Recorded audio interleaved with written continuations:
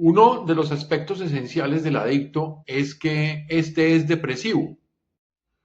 La mente del adicto es tan débil que carece de la fuerza para encarar sus frustraciones y sus decepciones, de modo que se entrega a la manía de consumir drogas para evitar enfrentarse a sí mismo. Debido a que el adicto se rehúsa a enfrentar toda su precariedad, todas sus frustraciones y sus decepciones, entonces se refugia en las drogas y así poder evitar tomar responsabilidad por sí mismo. Como el adicto tiene grandes fallas en la solución de esos aspectos depresivos y fracasados de su vida, esta es una de las causas por las cuales se refugia en el consumo de drogas. En el fondo, el adicto se considera grandioso dentro de sí mismo, pero al encarar la realidad se da cuenta que no es tan grandioso, ni tan excepcional, ni tan extraordinario. Y eso le llena de frustraciones y lo sume en una gran depresión. Y las frustraciones, las depresiones, todos esos aspectos precarios de la vida del adicto conducen a que se refugie en el consumo de drogas. En realidad, la adicción no es más que una respuesta fallida en la tentativa del adicto de manejar la culpa, la depresión y la ansiedad. En general, el adicto trata de manejar la severísima depresión que subyace debajo de su drogadicción, echando mano de mecanismos y de maniobras tales como la negación, la resistencia y todos los mecanismos obsesivo-compulsivos. En realidad, el adicto recurre al consumo de drogas para tratar de resolver el caos interior que tiene dentro de sí mismo. De modo que si su tratamiento es interrumpido, el adicto va a involucionar hacia una rabia terrible, una rabia prácticamente casi que homicida, o hacia una depresión con ideaciones suicidas. Por eso, en el proceso de recuperación, el adicto tiene que encontrar la forma de desembarazarse de todos los remordimientos, de la culpa, de las agresiones y de la depresión, por supuesto. En lo más profundo de la mente del adicto hay una depresión brutal y el adicto trata de manejar esa depresión ansiosa recurriendo a su sustancia, a su droga favorita. La mente del adicto está sometida a muchas tensiones, especialmente porque por naturaleza el adicto es grandioso, se siente omnipotente, le gusta sentirse todopoderoso, pero a la hora de enfrentar la vida real se da cuenta que no es tan grandioso, ni tan omnipotente, ni tan todopoderoso. Entonces de ahí surge una gran tensión que le afecta su autoestima. La sustancia favorita a la que recurre el adicto, sea cual sea, va a servir para anestesiar ese caos interno, todos esos desórdenes mentales que tiene la mente del adicto. En una primera fase, la droga alivia las tensiones en la mente del adicto, pero después, como resultado de la toxemia, lo que hace es incrementar tales tensiones, dando origen a la necesidad de castigo por parte del adicto. De este modo, el adicto entra en el círculo adictivo del trastorno de personalidad obsesivo-compulsiva, porque en primer lugar se siente tensionado, busca aliviar sus tensiones recurriendo a la droga de su predilección y después, cuando la ha consumido, siente la necesidad de ser castigado y así el círculo adictivo se repite una y otra vez. Este círculo adictivo comprueba la ley de Sade. Todo abusador busca inconscientemente el castigo. Todo adicto quiere castigar para ser castigado. Todo adicto busca darle castigo a los demás para luego ser castigado él mismo. En el inconsciente del adicto se libra una lucha atroz contra la depresión. ¿Y qué delata la depresión sabiendo que el adicto podrá manifestarse exteriormente como una persona alegre y descomplicada? Lo que lo delata es el mecanismo de compensación y el mecanismo de sobrecompensación. Estos mecanismos de defensa lo que están mostrando es que en el interior del inconsciente el adicto está atravesando por una depresión de fondo supremamente grave. Mientras más profunda sea su depresión, mientras más deprimido esté, más sobrecompensado estará el adicto y por tanto más drogado va a permanecer. Entonces la manía por drogarse lo que muestra es que en el fondo de esa falsa alegría subyace una depresión gravísima que termina aumentando las pulsiones destructivas y autodestructivas de su persona.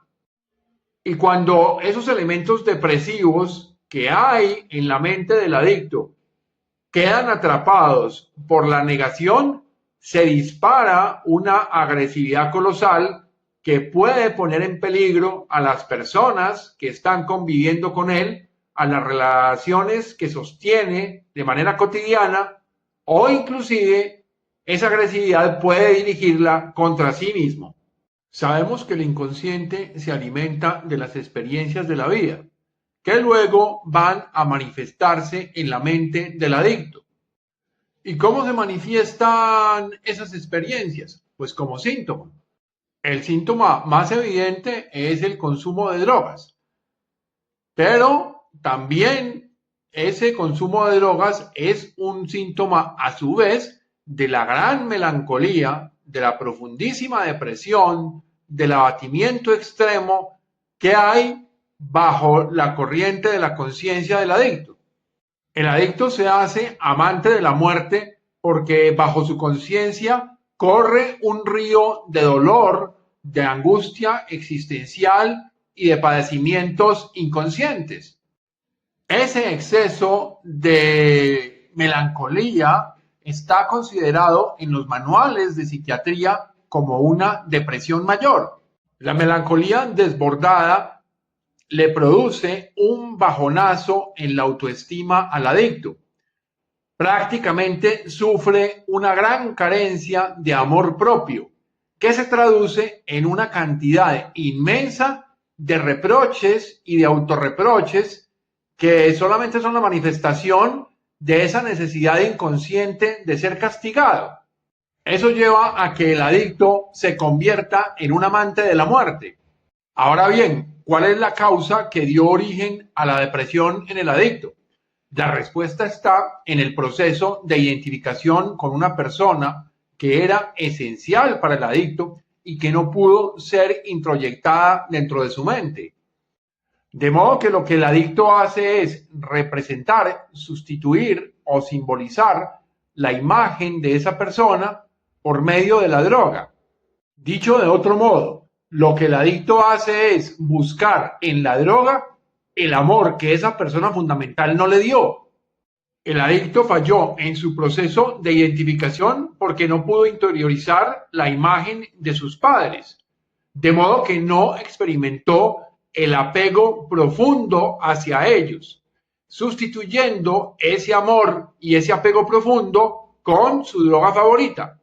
En el fondo de su mente, el adicto tiene un afecto por la angustia y una obsesión por el dolor, el sufrimiento y la angustia que le generó la falla en su proceso de identificación, pero ignora qué es lo que le fue robado a su conciencia. El adicto sabe cuál es la persona y sabe que perdió algo, pero no tiene conciencia de qué fue lo que perdió.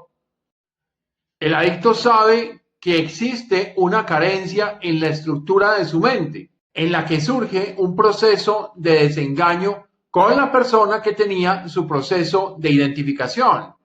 Las heridas emocionales en su niñez, el abandono, los nexos con los padres, las humillaciones, los castigos, las traiciones vividas en el seno familiar, todo ello determina la conciencia depresiva del adicto. Las personas que luego se van a convertir en adictos generalmente son niños que tienen un historial de abuso familiar y que carecieron de amor por parte de sus padres.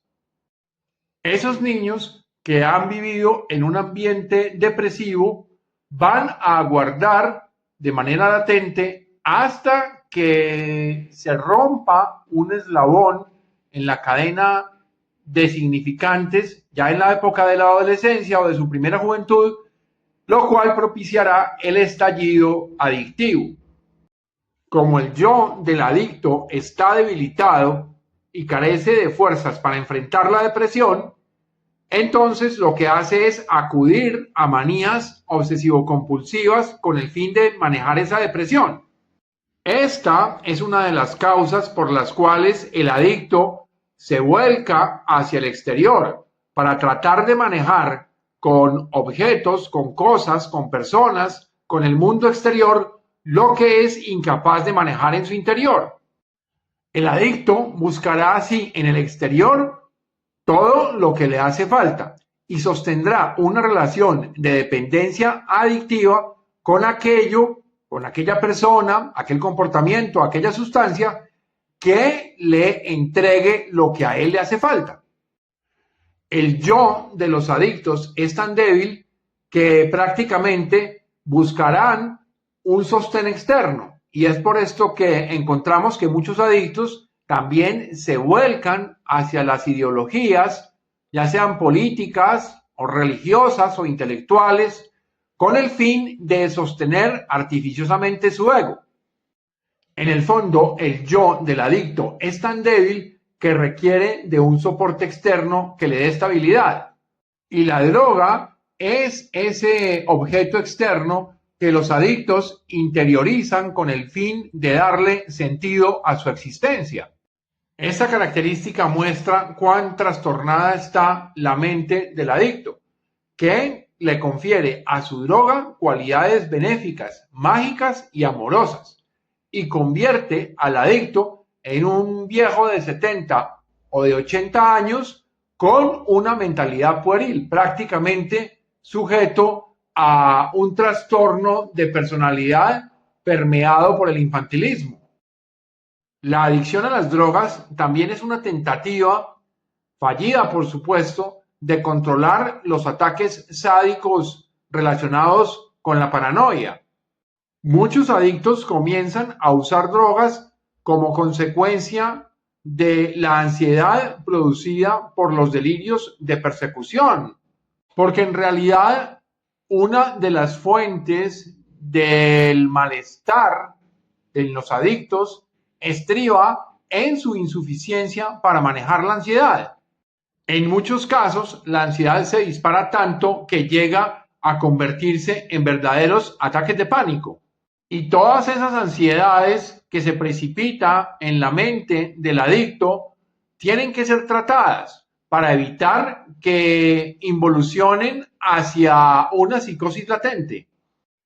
Entonces, en el fondo, la adicción a las drogas, el consumo de drogas, muestra el fracaso de la persona en resolver su depresión ansiosa.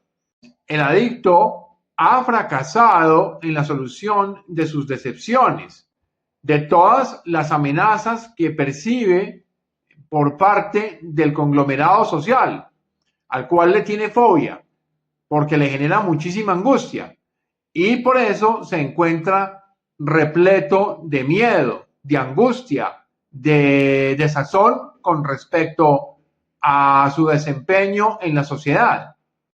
Y un adicto en su proceso de recuperación tiene que tener mucho cuidado, porque cualquier evento que le dispare la melancolía esencial de su personalidad puede llevarle a la recaída en la ingesta de drogas.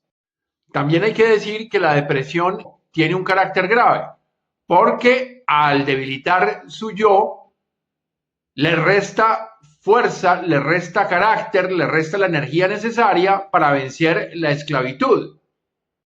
Tarde o temprano, el adicto tendrá que enfrentarse a las duras realidades de la vida, y toda esta vulnerabilidad de su trastorno de personalidad lo hace frágil ante todas esas vicisitudes y esas calamidades. Ese componente estructural depresivo lo hace muy vulnerable frente a las adversidades de la existencia. De ahí que en el proceso de recuperación es clave el elevar la autoestima del adicto. Esto con el fin de evitar la recaída.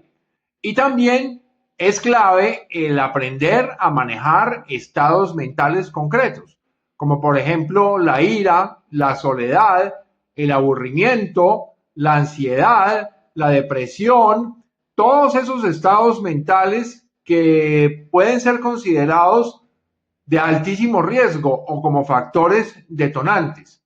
Aprender a manejar una vida sin drogas conducirá al adicto a que pueda resolver gran parte de sus frustraciones y así pueda darse el lujo de sostener una salud mental de primer orden a lo largo de su existencia.